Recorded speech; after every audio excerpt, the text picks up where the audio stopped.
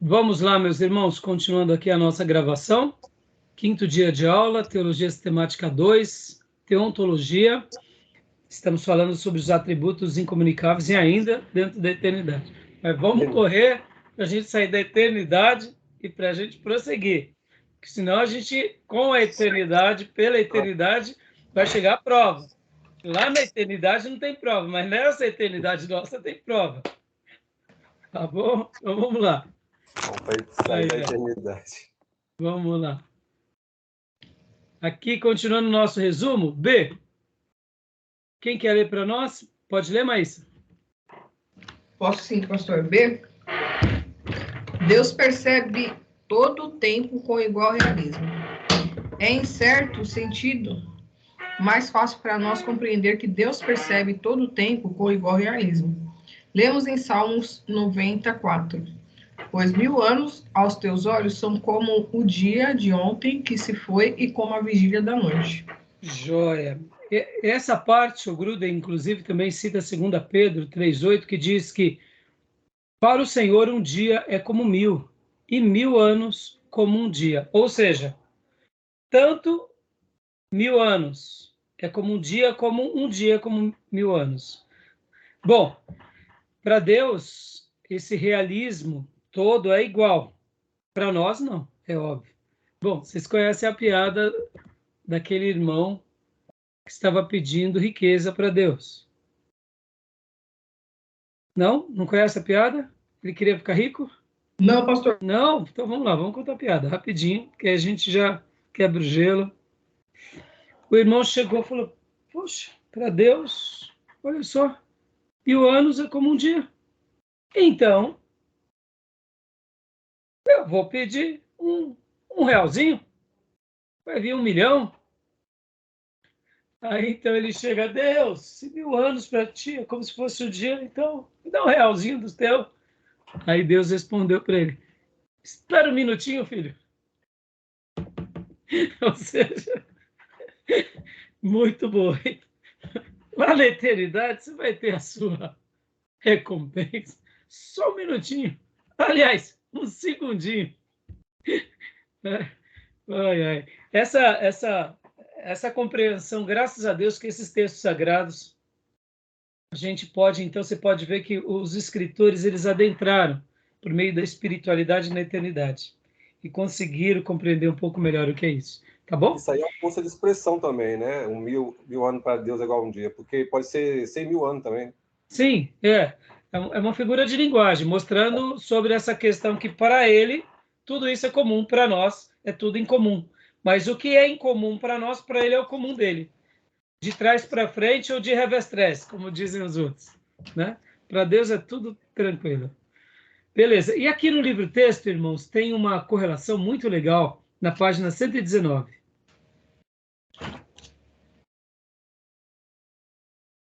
Página 119. Vocês estão vendo essa figura? 11.1? Ela diz muito. Porque nós sabemos que só Deus tem o conhecimento do futuro. E o autor, inclusive, ele vai citar Isaías 45, 21. Quem fez ouvir isto desde a antiguidade? Quem, desde aquele tempo, o anunciou? Porventura, não o fiz eu, o Senhor? Pois não há outro Deus, senão eu, Deus justo e salvador, não há além de mim. Isaías 45, 21. E também ele cita 46, 9, 10 de Isaías. Que eu sou Deus e não há outro. Eu sou Deus e não há outro semelhante a mim. Que desde o princípio anuncio o que há de acontecer. E desde a antiguidade as coisas que ainda não sucederam. Que digo, o meu conselho permanecerá de pé. Farei toda a minha vontade. Aleluia. Deixa eu gastar mais um minuto aqui. O diabo, ele sabe do passado, ele tem um diagnóstico preciso do presente e ele tem um prognóstico bem razoável do futuro. pastor, o senhor está falando que o diabo conhece o futuro? Não, ele conhece um prognóstico. Diante da nossa natureza caída, prestem bastante atenção. Ó. Parte do meu acervo, eu tenho um acervo que eu aprendi ao longo desses 30 anos, para poder ensinar para vocês e para outros, para minha comunidade. Agora, e o acervo dos quintos dos infernos? E fora que ele consulta a cigana, pois que ele sabe o prognóstico. Ai, essa daí foi boa. Mas pensem, qual é o acervo do diabo? O gênero humano começa onde? No Éden. Concorda, serpente? Ele tem um acervo milenar. Por isso que ele tem um diagnóstico preciso sobre o ser humano, sobre as culturas, sobre os povos. Ele cria as situações, mas ele sabe ler. E o prognóstico, ou seja, o diagnóstico é o que acontece agora. E o prognóstico, o futuro, ele deduz, de acordo com aquele comportamento, chegará a possíveis conclusões. Ele não tem razão de qual será. Por isso que pessoas que leem espíritos, eles sempre nunca determinam ipsis literis. Por quê? Porque Deus, ele conhece o passado, presente, e só ele, mais ninguém, conhece o futuro. Pode ver que isso é exclusividade de Deus. Agora, ainda dentro do acervo do diabo. Irmãos, o acervo do diabo é maior do que do Jardim do Éden. Você tem que se lembrar que a rebelião se dá na eternidade. Então, o acervo de Satanás tem a ver com o mundo espiritual e tem a ver com o mundo material. Então, é muito grande a biblioteca satânica. É especulativo, né? Então, é por essa razão que ele sabe mapear bem o gênero humano. Né? Sabe. Então, aqui, Deus é esse que está de forma atemporal e só ele conhece e pode anunciar acontecimentos futuros. No livro do Apocalipse, ele não tinha noção, o diabo. O diabo tomou conhecimento com a revelação. O que mais, pastor? E o milênio, como será? Ele só sabe do que Deus disse que vai acontecer. E depois? Ele não sabe. Ele só sabe do que Deus revelou. Mais nada. E essa figura ilustra muito bem essa questão da criação, né? De Deus, da criação, a vida de Jesus, o nosso ano, o juízo final e a eternidade. E Deus, né? É uma ilustração bem limitada, mas ela representa bem. Limitada porque a gente, como queria pôr numa figura um resumo disso, né? Tá bom, meus irmãos? Até aí tudo bem? Vocês querem um realzinho do Senhor também? Ou $1? Eu quero, mas não... Não para esperar um segundinho, né, Jean? Não. Ah, entendi. Eu também. Vamos lá. C. Vamos lá. Quem quer ler para nós? C. Quer ler, Júnior? Vai lá. Deus percebe os acontecimentos no tempo e age no tempo. Todavia, dito isso, para evitar uma compreensão equivocada, é preciso completar a definição da eternidade de Deus. Aspa.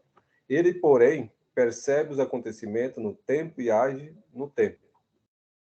Paulo escreve, aspa, vindo, porém, a plenitude do tempo, Deus enviou seu Filho, nascido de mulher, nascido sob a lei, para resgatar os que estavam sob a lei.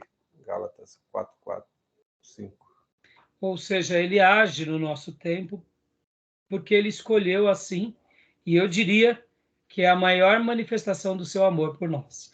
E pode ler o D também, Júnior, por gentileza? Sempre existiremos no tempo. Será que algum dia participaremos da eternidade de Deus?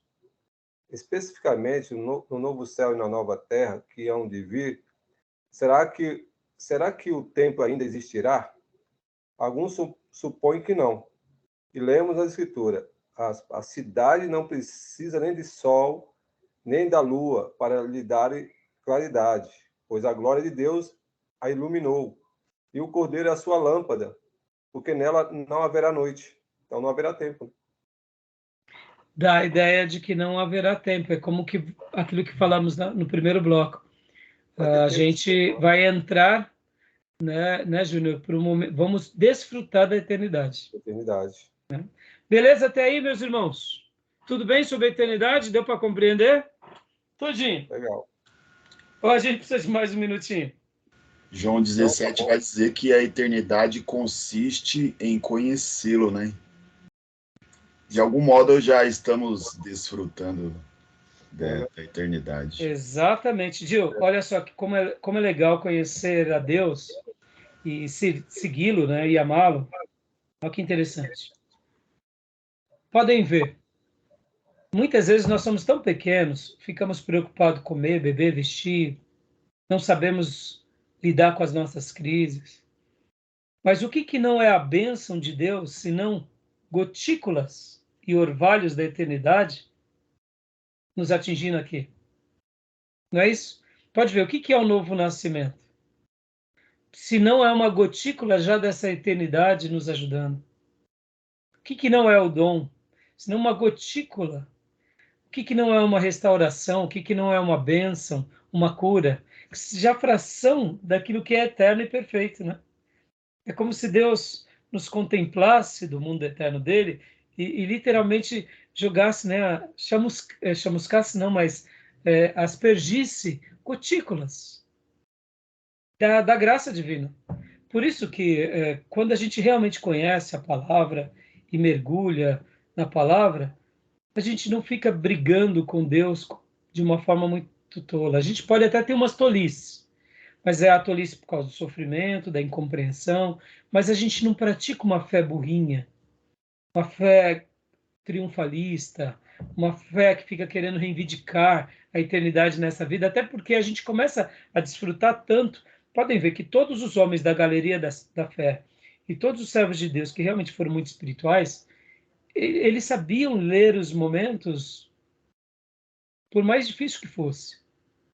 Mesmo que eles não soubessem ler, aquela resposta que Mesaque, Sadraque e Abednego deram para Nabucodonosor, enfurecidíssimo, é a resposta que um piedoso espiritual dá. Podem ver que ali eles não decretam fé burra. Eles não dizem, não, rei, Deus vai nos livrar. Porque foi o mesmo Deus que interpretamos o sonho. A gente orou, viu, rei? Falaram isso. Que eles disseram, olha, se Deus nos livrar, ótimo. Se ele não nos livrar, a gente vai viver com eles. Olha como um servo de Deus ele é resolvido até na crise. Eles tinham vivido o milagre da interpretação dos sonhos, e já tinham sido agraciados, e agora o rei estava no Nabucodonosor na sua vaidade mais extrema, e constrói a imagem, ó, que curioso, hein? É todo um culto, né? Vocês já notaram? Quando tocar a flauta, o símbolo, o pífaro e é um culto para Nabucodonosor. Na hora todo mundo se adora a imagem de ouro, a altura dela, se não me falha a memória, 4 metros, se não me falha a memória, de altura a imagem, de ouro. Imagina, que coisa devia ser, o 40, não me recordo muito bem agora. Mas, e podem ver que Nabucodonosor faz tudo isso depois do quê? De grandes experiências que ele já tinha tido com Daniel, com Mesaque, Sadraque e Abednego. Coração duro. Cabra quando tem um coração duro, meu irmão. Você pode ver, olha lá, a imagem de Nabucodonosor. Capítulo 3. De 27 metros de altura e 2,5 metros, 2,70 metros de largura. 27. Um prédio, irmãos. Um culto. E aí, o que eles respondem? Rei, nós vamos seguir a Deus. Se a gente morrer, morremos com Deus. Davi, quando ele está fugindo de Absalão, ele ora, se Deus quiser, eu volto. Se Deus não quiser, eu não volto. Dependo dele. Tolinhos que não entendem nada de espiritualidade ficam brigando com Deus. Não estou dizendo que a gente não vai ter crise, não é isso. A crise faz parte da vida. Podem ver que Elias teve crise, mas foi resolvido. João Batista teve crise. Estava preso. O que ele pergunta? És tu mesmo? E o que os discípulos de João Batista são ministrados por Jesus? Eles questionam porque ele estava ali numa crise. Ele não queria estar falhando. E aí Jesus consola os discípulos e consola João. Pode dizer. Sou eu mesmo. Está acontecendo os sinais, as profecias de Isaías, eu sou o Messias. Como se dissesse assim, pode falar para ele vai ser promovido já já. Só não vou falar como, para não entristecer meu servo. Aliás, eu acho que ele sabia, né? Então, assim, pode ver que servos de Deus resolvidos, não estou dizendo que a gente não vai ter medo, não vai ter crise, mas não fica declarando fé estúpida, né? Mostra também que eles são limitados e que é Deus que opera, né? A grandeza de Deus. Você vê, em tudo isso a gente vê Deus. Então, esse ponto, Deus ele age no tempo, mas na realidade é a eternidade, como fez a citação de Jesus. A gente já vive na eternidade. A gente já desfruta da eternidade. E é por isso que se amanhã, por acaso, viesse uma grande tribulação sobre a igreja, sobre o mundo, é porque Deus tem um propósito conosco. Da salvação também, né? Já vai desfrutando já, né? Sim. Hoje é um dia de contar piada. Vamos lá, vou falar mais um. Tinha um rapaz que fez uma economia violenta para viajar de avião. Ele não tinha dinheiro. E aí ele chegou, era uma viagem bem longa, ele economizou centavo por centavo e entrou no avião. O sonho dele estava realizado. Só o que acontece, como ele era muito simples, o voo demorou muitas horas, e ele toda hora vendo aquelas comidas maravilhosas, e o pessoal comendo, e a aeromoça, o senhor quer? Não. Porque ele pensava, pelo amor de Deus, se a passagem, eu já deixei o fígado e o rim, imagina essas comidas. O que eu vou fazer? Vai ser muito mais caro. Aí quando ele pousou, horas depois, estavam desembarcando, ele chegou para um rapaz que estava do lado dele, que ele fez amizade, e falou, escuta, puxa vida, né? Quanta comida boa você comeu, tudo, né? E tal, e antigamente era assim, né, irmãos? Hoje em dia eu acho que não darei mais bolachinha. E quanto você pagou, hein? Para eu me preparar, porque quem sabe um dia de novo eu vou pegar o voo. Eu falei, não, tá tudo no pacote. Você podia ter comido tudo que eu comi. E moral da história. Quando a gente está salvo, meu irmão, as bênçãos nos alcançam. É cura. É o combo. Por isso que os tolinhos correm atrás. Quem é cristocêntrico, escriturístico, a bênção vai nos alcançar. Já está no pacote. Tudo está no pacote. A aprovação está no pacote, a tribulação está no pacote, mas as bênçãos também estão no pacote. Tem cura, tem livramento, tem expulsar tinhoso, está tudo no pacote. Né? E muita gente acha que não, né? Podem ver que a igreja se tornou muito legalista. Né? As indulgências da igreja, eu tenho que comprar para ser abençoado. Não, está no pacote. No dia que os membros dessas igrejas neopentecostais entenderem que está tudo no pacote, eles deixam essas igrejas, ou eles reformam essas igrejas, porque eles não precisam pagar para receber a bênção. A bênção já foi dada. Se Deus já deu a salvação de graça, por que não pode dar a cura? Por que não pode dar o livramento? Por que não pode dar o dom? Por que os pastores ensinam que você tem que pegar um envelope e pagar? Porque é tudo lobo, né? Bom, vamos lá, vamos falar o que importa. Chega de piada. Vamos lá Vamos aqui para o Gruden. Agora a onipresença. A onipresença. Quem quer ler para nós? Eu leio. Por favor. Assim como Deus é ilimitado ou infinito com respeito ao tempo, também é ilimitado com respeito ao espaço. Essa característica da natureza de Deus é chamada onipresença divina. O prefixo latino é né? Omni significa tudo. E a onipresença de Deus pode ser assim definida. Igual, Deus. Deus não tem tamanho nem dimensões espaciais, está presente em cada ponto do espaço com todo o seu ser. Ele, porém, age de modos diversos em lugares diferentes.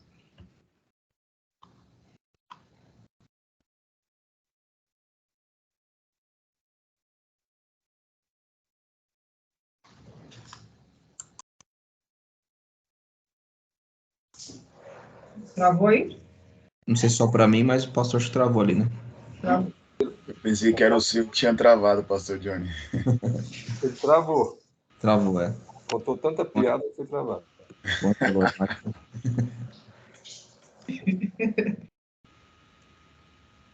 Aparece, homem.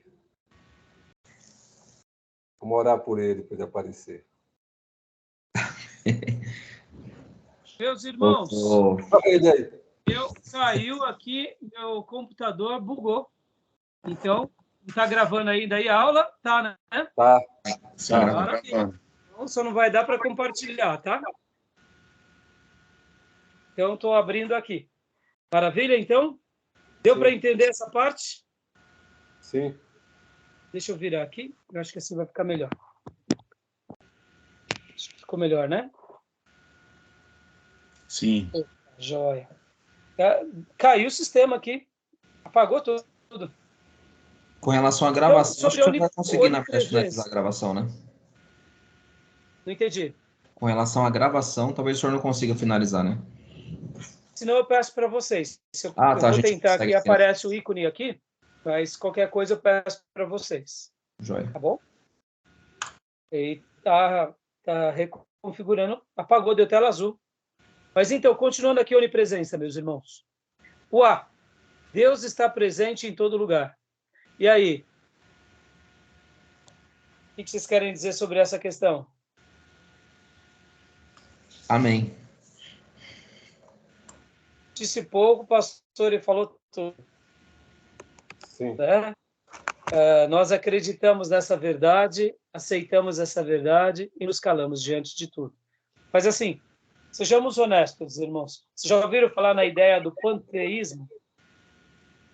Sim. Da Índia, né? Deus é tudo e tudo é Deus. Deus é tudo e tudo é Deus. Isso aí. Ixi, travou de novo do pastor. Outra. Isso. Voltou. Pronto, voltei. Sim. Joia. Está na música, né? O que é o panteísmo, irmãos? Deus é tudo e tudo é Deus. Todas as Resumiu. coisas. Joia, essa é a ideia. Só que Deus é tudo e tudo é Deus, dando uma ideia que, inclusive, toda a matéria contém Deus. Sim, é impessoal, né? E aqui a onipresença não é isso. Tá bom? A onipresença não é isso, é que ele está presente. Por quê? Porque ele pode. Agora, olha que coisa fantástica. O corpo glorificado de Jesus era um corpo que passava a parede. Foi isso que aconteceu? Os apóstolos não estavam trancados? Sim. Sim. E anjo passa a parede? Passa telhado? Então, Passa. entendemos que o corpo de um anjo, que é um espírito, ou seja, no mundo espiritual, a matéria não tem a ver. Sim, Agora, olha que interessante também, dentro ainda dessa perspectiva. Para que os demônios atuem no nosso mundo, ele precisa do quê? de corpo. De corpo. Ele tem uma área de atuação, mas para que ele tenha maior manifestação, ele precisa de um corpo. Que tipo de corpo? É um ser humano, né?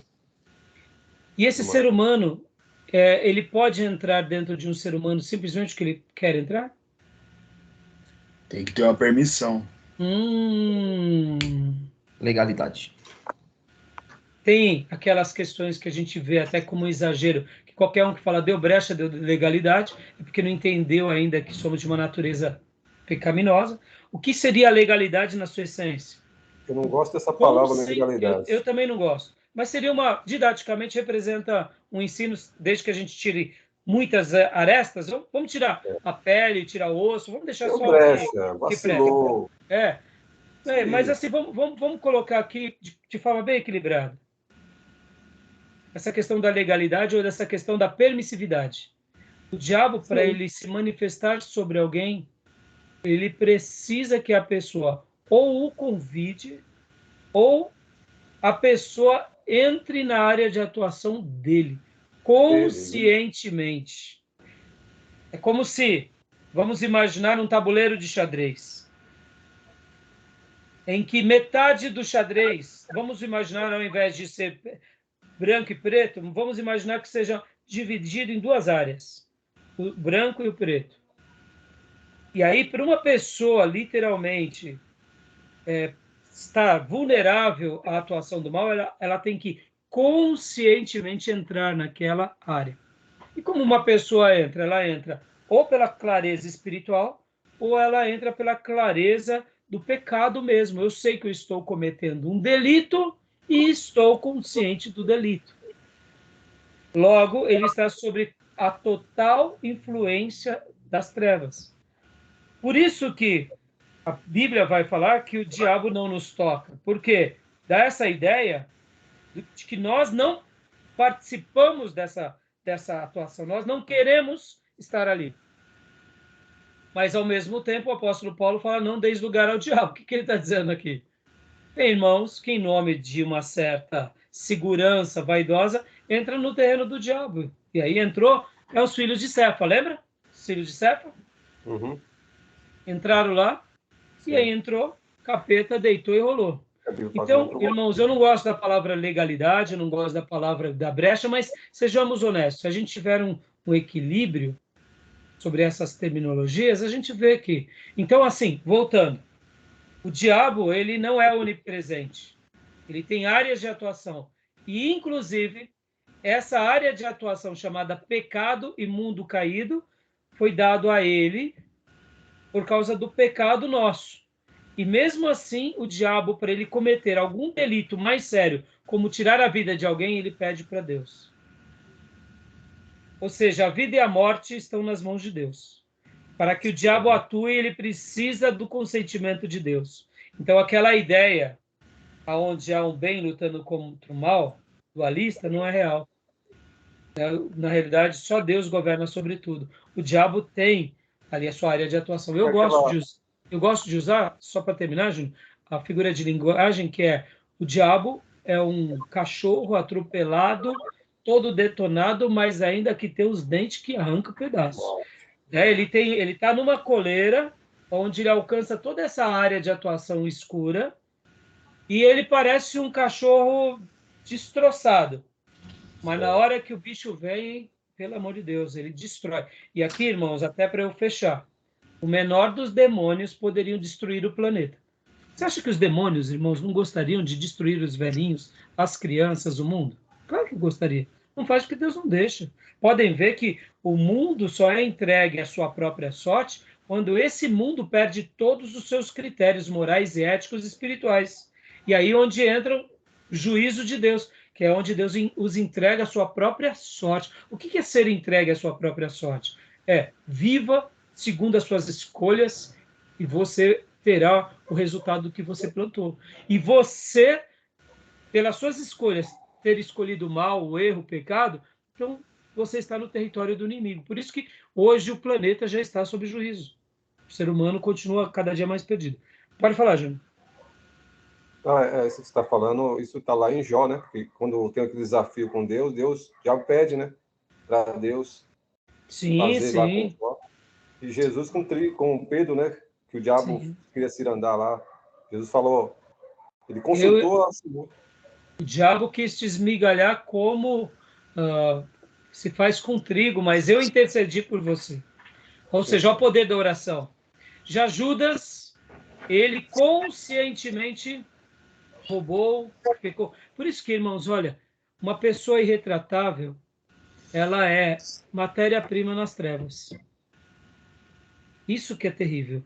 E aqui, para nós, seminaristas, pastores, obreiros, irmão, por isso que a gente tem que ter medo do pecado. E aqui eu gosto demais de uma frase de John Wesley, que dizia que ele orava pedindo para Deus apenas 100 pessoas. Ele falava, Senhor, dá-me 100 pessoas que não desejem nada mais exceto o Senhor e que não tenham medo de nada exceto do pecado. Que com essas 100 pessoas eu abalarei o mundo. Ou seja, a gente tem que desejar Deus sobre tudo e tem que odiar o pecado. Quando a gente tem esse desejo, meus irmãos, o diabo ele não tem poder. Pastor, mas e quando a gente apanha? Aí são as provações, são os levantes do inferno, mas não significa que ele está vencendo o servo. Tá bom?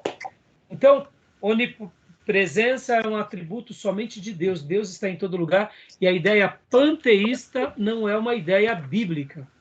Sim. Mas, ao mesmo tempo, é difícil quando a gente pensa, Deus está em todo lugar. Ele tá. Sabe aquela música do Raul, Gita? É panteísmo. É, né? Eu sou é Gita. Ele é na Bhagavad Gita, que é o livro lá do Paulo Coelho? o Bhagavad Gita é um livro sagrado indiano lá, Ah, desculpa. Ok. que aí lá as entidades perguntam, né? Quem eu sou? Aí ele fala, eu sou a luz das estrelas. Então é um panteísmo vivo lá. E alguém já disse, Júnior, que essa música dele retrata também, olha que interessante, parece bobeira, mas essa música retrata uma coisa bem curiosa. Mesmo que possa ter sido baseado em uma obra, etc. e tal, olha que interessante. Se a gente for fazer uma leitura dessa música na perspectiva das trevas, parece Satanás falando mesmo, né? Vocês já chegaram a pensar sobre isso? Sim, sim. Dá uma ideia de que é o próprio diabo, né? Pode ver que é como se fosse uma autoafirmação do inferno, né? Krishna Não estou querendo, pergunta com autenticidade lá quem era ele. Aí ele pergunta, ele responde. né? A música bem dita, eu sou. Né? Então, só fazendo um comentário, porque fazendo uma leitura de que seriam palavras de Satanás, pode ver que ele estava em todo momento. Essa música, se você fizer uma leitura que a inspiração for o próprio Satanás, com todo o respeito, tá, irmãos? Estou falando coisas que já ouvi. Você fica até assustado, né? Porque a impressão que dá é que quem inspirou tem alguma coisa a ver. Não posso julgar, com muito cuidado até, mas essa é a maneira, né, da composição. Então eu Então, achei. esoterismo também, né? Bom, uma coisa é certa, não foi do Espírito Santo de Deus, não. Isso Não, daí eu não tenho a com dúvida. certeza. E última coisa sobre essa questão da onipresença, irmãos. A gente está falando de Deus, da eternidade e tal. É por essa razão que sobre o ser humano, o único espírito que pode vir sobre nós é o Espírito de Deus, porque nascemos dele. Quando temos o Espírito de Deus, na realidade, a gente não está tendo uma outra coisa, nós estamos nos reencontrando com o Criador. Pode ver que quando Deus cria Adão e Eva, sopra sobre eles alma vivente ou espírito vivificante, como Jesus ensina. Eu entendo. Então, quando nós recebemos o Espírito de Deus, é como se nós estivéssemos nos ligando à nossa origem. No momento que uma pessoa recebe qualquer outro espírito que não é o Espírito de Deus, por isso que é uma agressão no nosso espírito. E por isso que as Escrituras vai ser contra o recebimento e o consultar de espíritos, espírito de morte, ou qualquer outro espírito. Podem ver que até mesmo espíritos humanos, dando uma ideia da intervenção humana sobre a nossa perspectiva. Porque partindo do pressuposto que todos nós aqui somos seres individuais, somos espíritos. Então, quando eu dou uma atenção sobre-humana à instrução de uma outra pessoa, e não ao Espírito de Deus, eu estou seguindo aqueles espíritos. Mesmo que aquela roupagem e aquela informação venha por meio de intelectualidade. Não deixa de ser. Né? Mas o único espírito que podemos receber é o Espírito de Deus. E por isso que a Bíblia só é compreendida por quem tem o Espírito de Deus. Porque quem foi o autor da Bíblia? O hálito, o Espírito Santo. Por isso que quando nos convertemos, nós recebemos o Espírito Santo.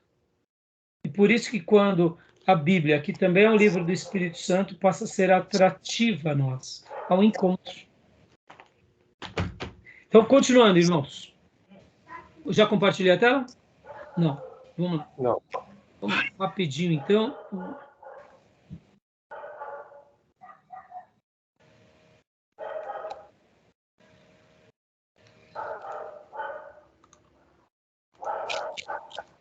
Vamos lá. Então, Deus não tem dimensões. Bom, a gente leu aqui. Deus está presente em todo lugar. B. Deus não tem dimensões espaciais. Quem quer ler para nós? E Deus está em todo lugar, até no inferno, né? Sim, sim. Pode ler para nós, Júnior, por favor. Tá. Deus não tem dimensões espaciais. Embora para nós pareça necessário dizer que todo ser que Deus está presente em toda parte do espaço, ou em cada ponto do espaço, é também necessário dizer que Deus não pode ser contido por espaço nenhum, por maior que seja. Salomão diz na sua oração a Deus, aspas, mas Deus, de fato, habitaria Deus na terra? Eis que os céus e até o céu do céu não te pode conter, quanto menos esta casa que eu edifiquei. E Deus pode estar presente para punir, sustentar ou abençoar. Tá bom, deixa eu só fazer um comentário aqui ainda sobre essa questão espacial. Pode ver que muitas expressões da Bíblia vai falar que os céus dos céus é o trono de Deus e a terra é o estrado dos seus pés. Que a dimensão que eles tinham de espaço era do planeta, né? Hoje nós temos das galáxias.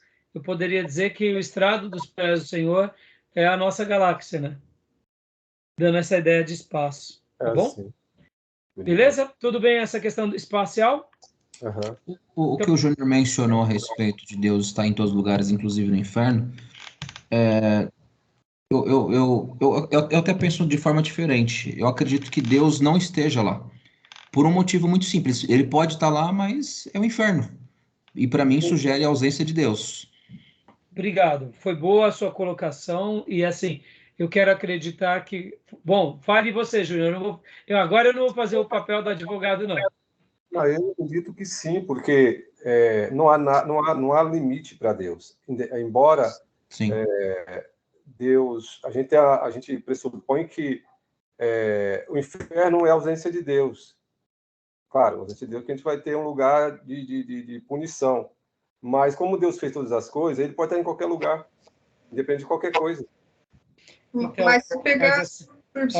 deixa eu só falar assim, vocês veem como que é difícil trabalhar sobre os atributos incomunicáveis? As ideias são brilhantes. Deus, na realidade, aí, o que o pastor Johnny está comentando, e o que você está comentando, são coisas assim que demandam debates, né? Por outro lado, alguém já disse o seguinte, que se Deus entrasse no inferno, ele ia ligar os ar-condicionados, os anjos iam descer e expulsar os capetas lá e ia virar um paraíso, entendeu? Então, alguém já comentou algo assim. Mas, assim, estou comentando porque eu sei que, indiferente da... Mas vamos tomar certos cuidados, né? Porque, muitas vezes, Júnior e pastor Johnny, você vê que a gente está aqui debatendo, são coisas que estão além da gente. A gente compreende, sim, de fato, que Deus, ele poderia estar, mas ele escolhe não estar, porque aonde ele está é um lugar de bênção. Então, não é que ele não tenha o controle, mas é porque, como ele é harmonia, ele é paz, ele é amor, ele é luz, então não coaduna com aquilo que a gente aprende sobre o inferno. No entanto, o inferno está sob o controle dele, mas ele não está por causa da pessoa dele, que é paz, que é amor, né? Então, assim, não é que ele não possa, mas é porque, na nossa compreensão, pelo menos do que a gente entende, não teria a ver. Vai contra a natureza dele, eu penso. Né? Diz que quando Jesus estava sofrendo por conta dos nossos pecados, Deus virou as costas para ele, né? Então não faria sentido se ele estivesse no inferno, que é um lugar que é cheio do pecado, né? Todo mundo foi condenado pelo pecado, como que ele estaria ali? Então, agora deixa eu falar uma coisa aqui para vocês. No lugar da ira, né? Então, por essa razão que é legal a gente estar debatendo, mas, no entanto, a afirmação do Júnior, no sentido, né, Júnior, como você mesmo disse, ele tá no sentido de espaço, onipresença, de espaço. Ele pode estar onde ele quer estar. Ele está, mas não atua, é isso? Não, então, na realidade, assim, nós não podemos dizer... nós não podemos dizer que se ele não quiser, ele não vai. Ele vai. Mas, de contrapartida, não seria, não digo prudente, mas para nós, já que é um lugar de condenação, já que é um lugar de tormento, imagine, Júnior, agora é onde entra o cuidado do que eu quero dizer. Por isso que a gente tem que dizer que ele não está lá. Porque imagine a gente falando isso para uma classe de jovens, que Deus está em todo lugar, está no inferno. Vai falar, beleza. Não, isso aí, claro. No inferno e Deus vai estar lá, qualquer... ele está... Não, mas aí tem que entender o contexto também. O que nós estamos estudando não é onipresença, é a questão do contexto. Por isso Se que Deus- esse assunto, por isso que se esse Deus- assunto se de a gente seminário. se Né? Deus não A pode- gente que tem coisas tão ocultas que não cabe a nós, então. Não. Por isso que a gente tem que contra-argumentar, debater, especular, mas a gente dá uma palmatória àquela coisa que eu já ensinei para vocês até na última aula, a simplicidade. Tem Sim. coisas que a gente, vamos ser simples e objetivos, segue a Bíblia, é um lugar de tormento, o inferno é lugar de tormento, Jesus disse isso, acabou. Então, não é o lugar. Agora, olha só, para eu poder finalizar, para a gente prosseguir. Lembra que quando Rico e Lázaro têm aquela situação que ambos morrem? Uhum. Então, nós entendemos claramente que é um espaço onde o Eterno governa sobre todos. Só que ele não está, porque ali é o lugar de tormento. Tá bom? Tem uma frase, eu não sei se é do Sproul, mas de onde eu ouvi diz pertencer a ele, que o diabo é o diabo de Deus. Aquilo que confere coisas malignas para serem feitas, Deus não opera, óbvio, né? Aí é papel do Satanás operar. Então o diabo está sobre tudo e todos, eventualmente. Aliás, E aí abrimos aqui o inferno também, né? Seria justamente. Sim, sim. Mas o inferno, que eu entendo, existe uma percepção um pouco errada aí. As pessoas pensam que o chefão no inferno é o diabo. Não é. Não é? É Deus que conduz tudo, é Deus que controla tudo. O diabo é um cachorrinho na mão de Deus. Exato. Exato. Mas vamos lá, gente. Senão a gente não vai sair nem... Vamos sair desse inferno aqui. Vamos sair do inferno. Ai. Vamos lá. C. Pode ler, Júnior.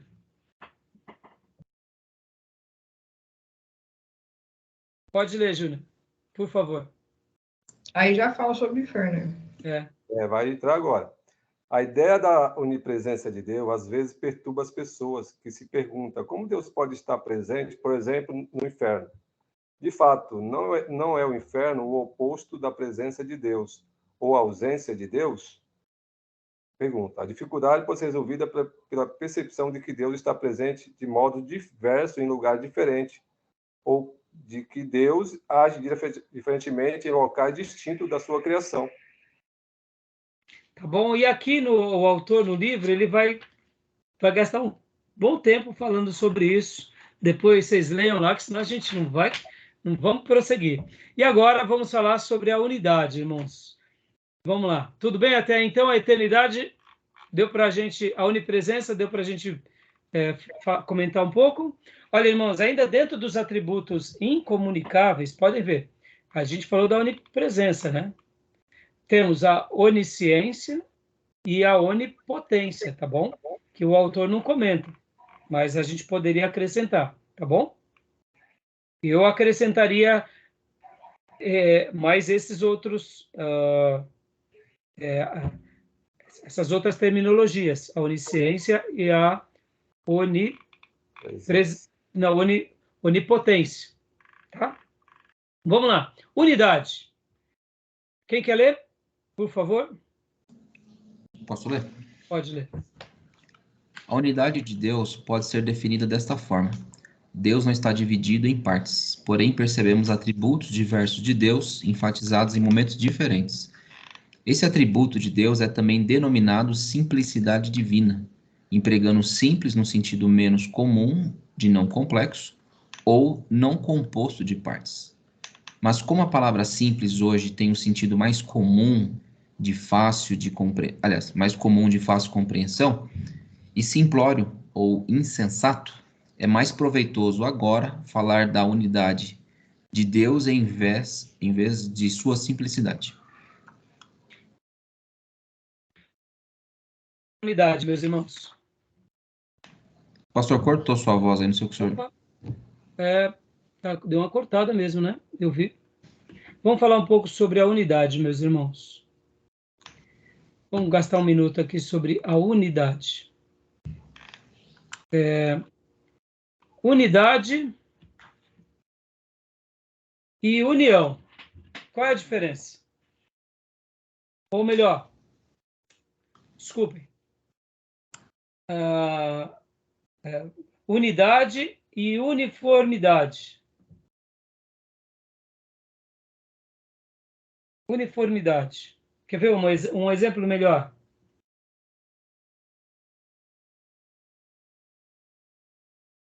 Por que eu estou falando não? Vamos partir desse pressuposto, né? A uniformidade. A Bíblia geralmente não trata, não dá o termo, só menciona a pessoa de Deus, como a gente viu aqui. A unidade de Deus pode ser definida de duas formas. Deus não está dividido em partes, porém percebemos atributos diversos de Deus enfatizados em momentos diferentes. Então, vamos falar um pouco sobre essa questão da unidade e como eu falei há pouco, da uniformidade. É porque muitas vezes a gente não entende direito essa questão da unidade, né? Não sei se vocês já notaram. Quer ver um exemplo disso? Um saco de batata. Ali, o saco de batata é a unidade ou é a uniformidade?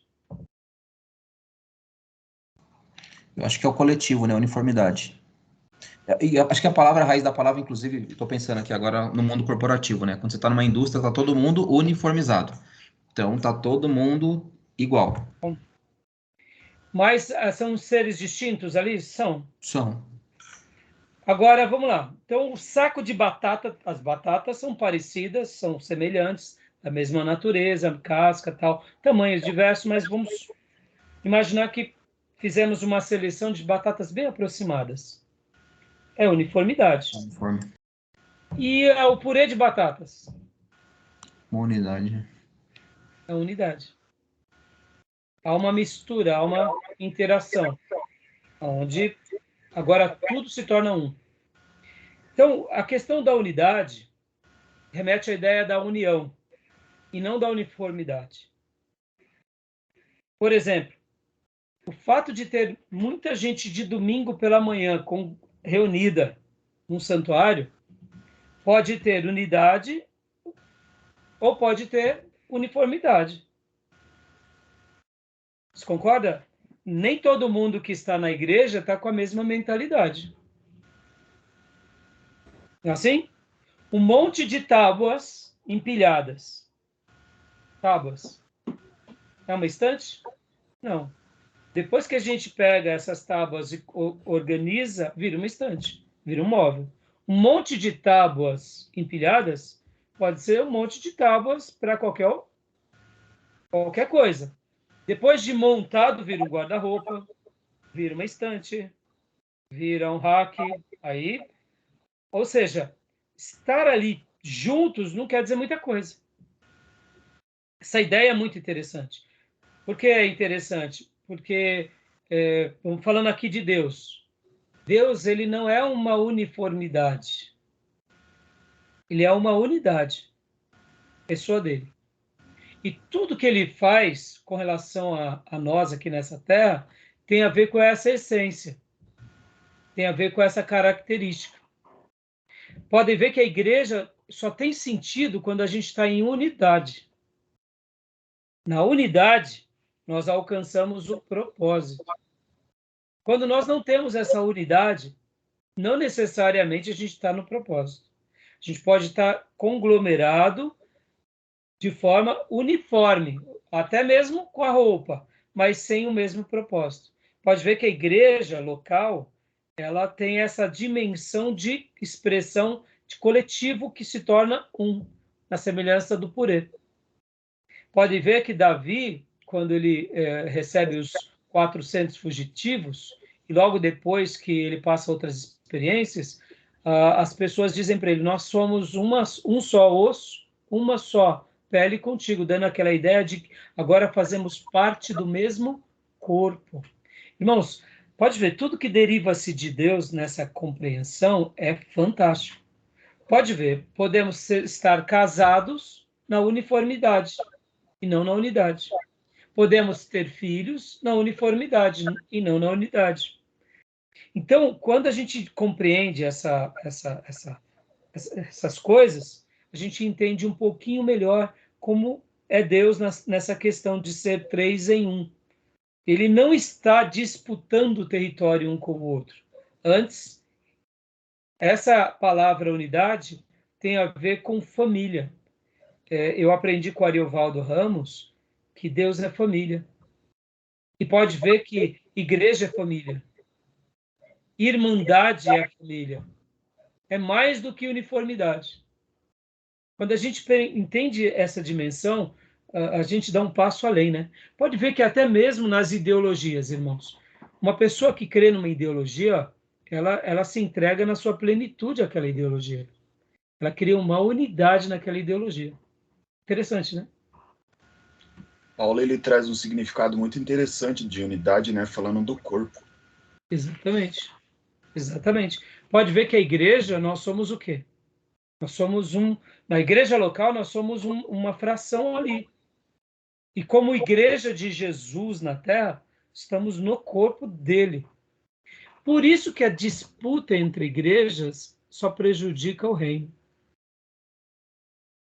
Bom, no livro-texto ele vai fazer várias comparações super legais. A figura 11.2, que vai mostrando vários atributos morais de Deus, que ali é o ser divino, não é uma coleção de atributos reunidos, né? Muito interessante essa figura. A figura 11.3, os atributos de Deus não são acréscimos ao seu verdadeiro ser. Ou seja, Deus está aqui e os atributos vai acrescentando a Deus.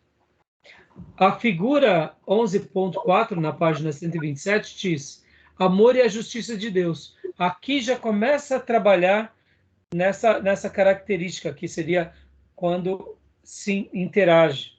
E agora, a figura 11.5, que vai realmente demonstrar como os atributos comunicáveis e incomunicáveis preenchem a pessoa de Deus, literalmente como se fosse vários cortes, Deus sendo esse ser, onde tem os desígnios, onde tem os propósitos, onde tem os nomes, e onde tem o caráter e tem os atributos. E nesses cortes múltiplos, constrói-se o ser de Deus. Tudo bem? Tranquilo sobre a unidade? Aqui na página 127, vamos ler somente esse parágrafo para a gente... pode ler logo depois dessa figura 11.5, pastor? Lê para nós. Sim. Poderíamos, é claro, continuar com diferentes tipos de linhas para cada um dos diferentes atributos de Deus. Mas já deve estar claro que cada atributo é simplesmente uma forma de descrever um aspecto do caráter ou ser total de Deus. Deus em si é uma unidade, uma pessoa integral, unificada e completamente integrada, infinitamente perfeita em todos esses atributos. Por que, então, as Escrituras falam desses diferentes atributos de Deus? Provavelmente porque somos incapazes de assimilar todo o caráter de Deus de uma só vez, e assim precisamos aprendê-lo a partir de diferentes pontos de vista ao longo de certos períodos de tempo. Mesmo assim, esses pontos de vista não devem jamais ser postos uns em contraposição aos outros, pois são somente formas diferentes de enxergar a totalidade do caráter de Deus. Em termos de aplicação prática, isso significa que jamais devemos pensar, por exemplo, que Deus é um Deus amoroso num momento da história e um Deus justo ou irascível no outro momento. Ele é sempre o mesmo Deus e tudo o que diz ou faz é plenamente coerente com todos os seus atributos. Dá uma pausa até aí, pastor, por gentileza. Joia. Podem ver, meus irmãos, a confusão que muitos fazem do Deus do Velho Testamento e do Novo. Porque não conhecem Bíblia. Porque na hora que conhecerem Bíblia, a ponte é feita com muita harmonia. Eu particularmente gosto, não sei por que razão, confesso, meus irmãos, fico até surpreendente, fico até surpreso, como eu prego no Velho Testamento. Até me incomoda um pouco, confesso, me incomoda, porque eu falo, pelo amor de Deus, não saio do Velho. Mas, assim, ao mesmo tempo, ao pregar sobre o Velho Testamento, eu acho que uma das coisas que mais me deixa seguro é fazer essa aplicação entre o Deus que se revela no Velho Testamento, que é repleto de amor, de graça e misericórdia, mas que não é nem um pouco diferente do Deus do Novo Testamento. E essa harmonia a gente só consegue fazer quando a gente conhece realmente as Escrituras e a gente consegue fazer as aplicações corretas. Porque pode ver, muitas pessoas não pregam no Velho Testamento porque elas não sabem fazer, de fato, essa leitura. Porque porque é o Deus que manda matar no Velho Testamento, é o Deus que joga pedra para... Mas, na realidade, quando a gente lê a Bíblia com os olhos da graça, e quando a gente entende a revelação na mente do Espírito, você pode ver que vão ter muitas pessoas no Velho Testamento que pecam e Deus não condena. Por quê? Porque eles se arrependem. Um exemplo muito grande disso é o primeiro sumo sacerdote da história, que é Arão. Logo que Moisés vai para o sinal, ele faz um bezerro de ouro. E ele depois, quando Moisés desce, ele não fica do lado daqueles pelos quais adoraram o bezerro, mesmo ele tendo feito, participado, porque ali não diga que ele foi na marra, sob coação, sem a vontade dele. Ele também teve a vontade dele. Assim como quando ele, Miriam, questiona Moisés. Ele questiona ali de propósito. Ou seja, o que a Bíblia está pontuando? Que Arão era que nem a gente, que ora vacilava. Pode ver que nem ele, nem Moisés entram na Terra Prometida, porque os dois, ali na hora que a água estava para ser jorrada da pedra, os dois pecam. E os dois foram sentenciados. Igualzinho a gente, irmãos. Só que notem, Arão não foi consumido como seus dois filhos. Por quê? Porque os dois filhos de Arão foram irretratáveis. Já Arão foi uma pessoa ensinável. Davi foi ensinável. Raabe foi ensinável. Acã foi irretratável. Olha que interessante. Sansão foi um irretratável aos 49 do segundo tempo, na última cruzada de bola na área, com o goleiro tudo lá, ele fez o gol. Pela misericórdia. Saul foi irretratável. Percebam, a Bíblia no Velho Testamento vai deixar claro sobre isso. Então, por isso que a gente não pode fracionar. É o mesmo Deus de amor se revelando na eternidade, expulsando Satanás, se revelando no Éden, se revelando na velha aliança, destruindo o mundo com Noé, se revelando com Abraão, criando agora o seu povo. E olha, como eu gosto de fazer essas pontes, porque muitas vezes, irmãos, eu prego com tanta autoridade que eu mostro o seguinte: Deus não teve dó do seu povo quando levantou os profetas. Ou seja, Deus dá uma casa para ele morar, para que o povo de Deus viesse adorá-lo na casa de Deus, mas o povo não ouve, Deus destrói a casa. Deus bota o povo no cativo. Tribo do norte, tribo do sul, ou seja, Deus mostra o juízo dele, inclusive com o seu povo. Ou seja, não tem como a gente fracionar. Então eu gosto de falar muito do Velho Testamento por isso, porque eu acho que os atributos de Deus são muito mais presentes no Velho Testamento do que no Novo. No Novo Testamento é a plenitude do amor, da graça e da misericórdia. No Novo Testamento a gente não vê tanto juízo. Tanto, não é que não vê. A gente vê juízo em Herodes, vê juízo em Ananias e Safira. Meu irmão, quer uma coisa pior do que Ananias e Safira? Simão Mágico tem juízo no Novo. É que a gente não olha, porque a gente lê o Novo Testamento com olhos de tanta graça, de tanto amor, que a gente esquece. Quer uma coisa pior do que você ser um Pedro diante de Ananias e Safira, irmãos? Pelo amor de Deus. Você queria isso para vocês? Eu não, pelo amor de Deus. Prego para milhares de pessoas, apanho na praça, mas ser o canal de juízo de Deus ao vivo e a coisa dentro da igreja para uma alma, pelo amor de Deus, deve ser a pior coisa da vida. Tudo bem. Foi o chamado de Pedro. Pedro teve que passar por isso. Então, se a gente tiver que passar, que Deus assim faça como ele quiser. Mas não é horrível você ver, você ser o profeta que está decretando a sentença de Ananias e Safira? Um e depois o outro? Tudo bem que a igreja tem hora que precisa que o pastor seja esse profeta que faz alguma, que Deus usa dessa forma, porque aí o povo respeita. Só assim Pedro foi respeitado. Depois disso, ninguém mais quis mentir para Pedro. Tem hora que o pastor tem que ser esse canal de juízo. Mas, assim, percebe, irmãos, não é horrível? Então, tem juízo. Então, não tem como a gente fracionar, né? Tá bom? Leia mais para nós, pastor, por favor. E até nisso há exageros hoje, né? Sim, Alguns sim. se aproveitam disso para começar a colocar pessoas debaixo das suas asas e começar a abusar disso. Exatamente. Pode ver que, inclusive, a graça barata também nasce disso. E eu, como você disse, a igreja no sentido de que ser minha, eu faço como eu quero. Ou seja, mas é por isso que esses tais já são falsos profetas, né? Isso aí. Vamos lá. Vamos lá. Não é correto dizer, como alguns já disseram, que Deus é um Deus de justiça no Antigo Testamento e um Deus de amor no Novo Testamento. Deus é e sempre foi infinitamente justo e também infinitamente amoroso. E tudo que ele fez no Antigo Testamento, como no Novo Testamento, é absolutamente coerente com esses dois atributos.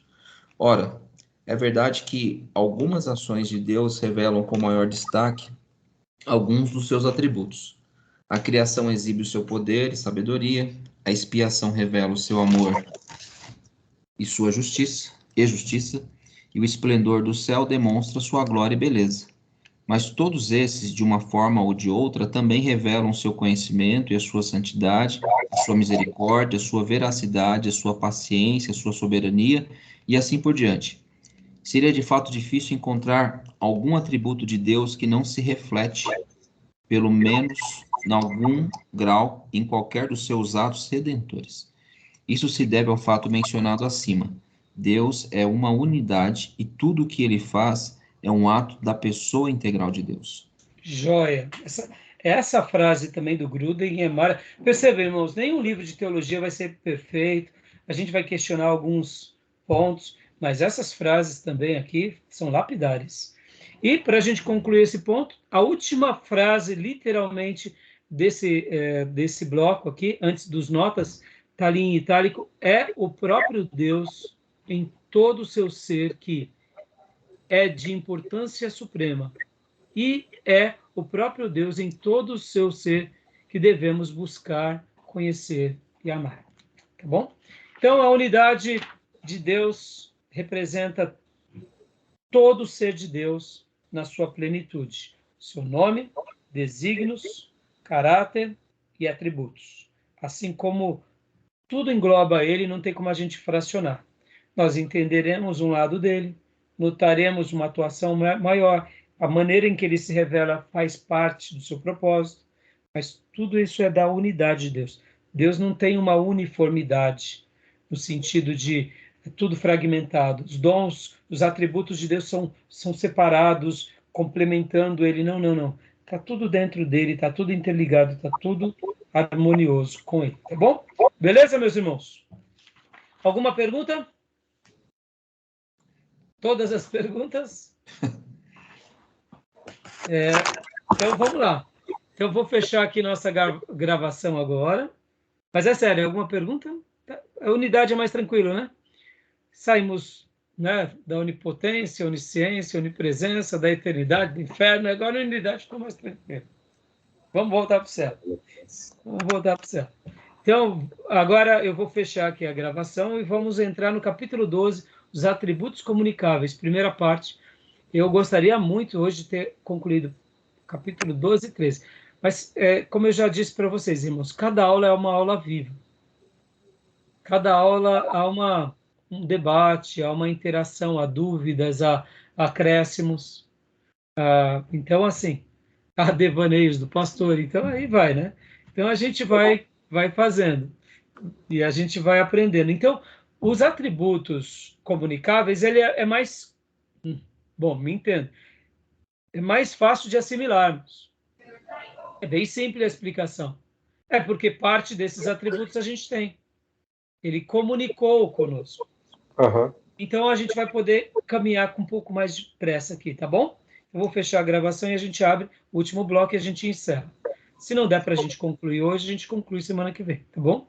Fechou? Sim, tá bom. Fechado. Vamos lá, vou parar aqui.